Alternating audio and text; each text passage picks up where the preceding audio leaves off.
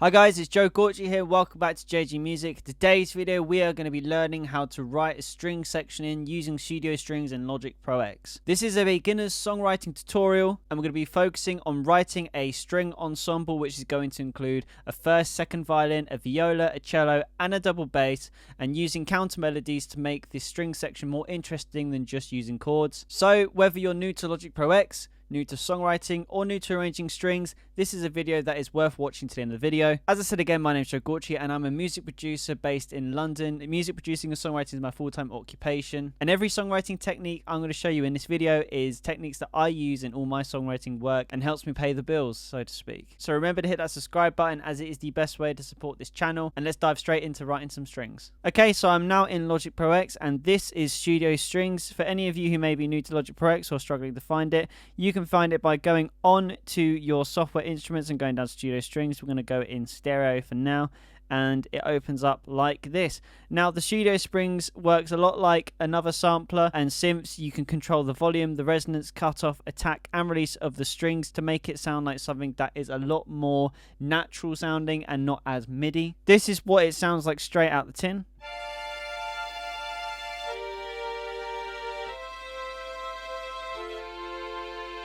And again, we want to make this sound a lot more natural. So before we get writing into the strings, what I'm going to do is I'm going to turn the attack down a little bit and maybe increase the resonance and also the release as well. So hopefully we get a lot more of an ambient, natural feel to the strings.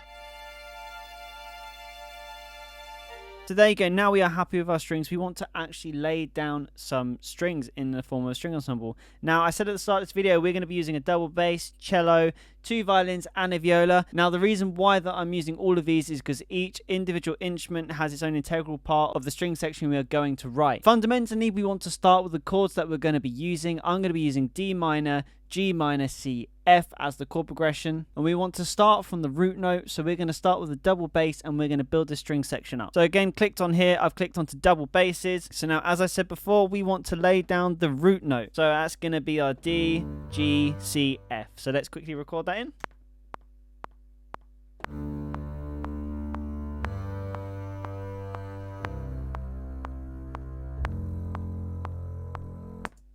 There we go, and we're just going to loop that.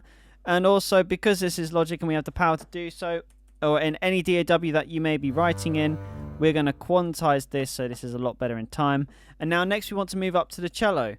Now the cello, we want to try and make something a lot more interesting happen with this. The double bass obviously is in the lower frequencies when it comes to the whole frequency spectrum of the string ensemble we're going to create. So with the cello, you want to either be playing the root note as well, maybe an octave up to the double bass. Another thing we could do is play the 5th note of the chord. Now the 5th is quite easy to find if you play the piano. If you were to play a D chord, for example, if you have your thumb on the D, you go 5 up, and in this case it's an A. A is the 5th note in the minor chord. So that's what we're going to do. We are going to play the 5th from the cello, and what you're going to hear in a minute is we're starting to get some nice resonation between the double bass and the cello. So we'll call that double bass, and we've got a new one that we duplicated, which is going to be cello, and we're just going to be copying the double bass, but we're going to be playing the 5th note from the cello. So here we go.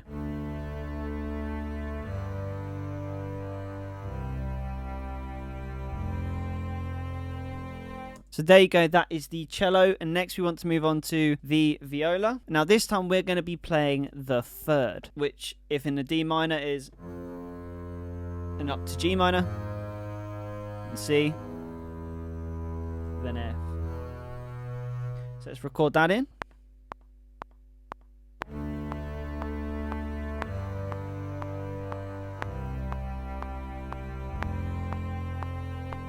Now next we want to move on to violin 2s. So again, I'm going to go to our little bar up here and I'm going to go to violin 2s. Now what we want to start doing is we want to start adding a little bit more movement in the violins. The violins are going to be more of the centerpiece, while the viola, cello and double bass set the mood. The violin's going to be doing all of the more intricate parts of the writing. So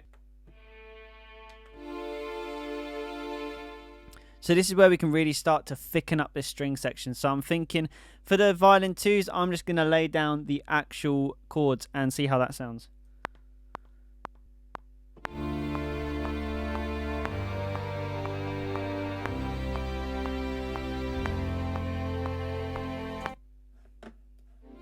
quickly quantize that. Okay, so let's see what that sounds like.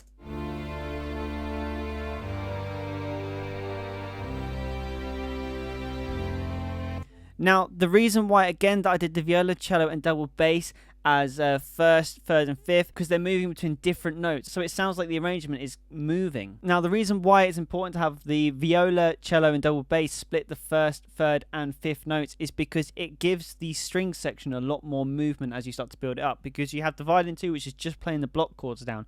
But having the cello alternating between notes, the viola alternating between notes, and the double bass means that you start to get, again, that movement, but a sense of a melody starting to build in the arrangement. So now when we get to violin 1, we can now put a counter melody in, which is going to bring this string section to life. We're even going to call it violin 1. Now what we want to do is write in a counter melody. Something that's really good to do is arpeggios. Even just play around with the triad again of the chord. Just add some movement in there. That's what makes the best string sections written in, is when there's movement, because that's adds the whole sense of the storytelling that you're trying to convey across. You want to add that emotion, add that storytelling aspect, and in violins, adding that counter melody in there really adds a flow to the song, as almost if the song again is progressing and you feel like this music that you're listening to is going somewhere. So I'm going to quickly put in a counter melody, again incorporating the triads, the first, third, and fifth of the chords that I'm playing, and you'll see the idea that I'm trying to convey across. Okay, let's record this in.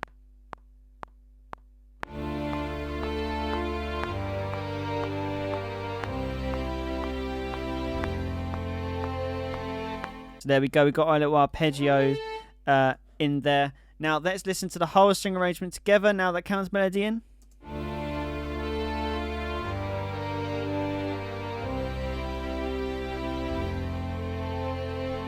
And there you go, just by using this fundamental rule, done a string arrangement which we can put either to the back in the song or start building a production around. And this is so much more interesting than just layering down block chords. You could have just laid down chords for the double bass, cello, viola, violin 2, violin 1, had it done in a lot quicker time. But the reason why that's not a good thing to do is because you don't have that sense of movement, that sense of storytelling that you should get in a string section. So just having each individual part of the string section doing its own unique thing and covering one part of not only the key, the chords, or the development of the section, but also having that counter melody in there. It means that every time that you apply this technique, whether you do it simply like I've just done or you try to go a lot more advanced, you're going to be creating something that's a lot more interesting. And again, this is just something I whipped up, but if you apply this more seriously and you take the time to work out some more interesting melodies and maybe even double everything up, you're going to have something that sounds a lot more professional, sounds a lot more interesting and creative. But yes guys, that was how to write a string section in Logic Pro X for beginners. I hope you enjoyed this songwriting tutorial, and if you did, smash that subscribe button, because again, it's the best way to support the channel. I'll also leave the link which should pop up here in a minute to all my other songwriting videos if you're interested. And again, if you have made it this far into the video, thank you so much for watching, and I will see you in the next video.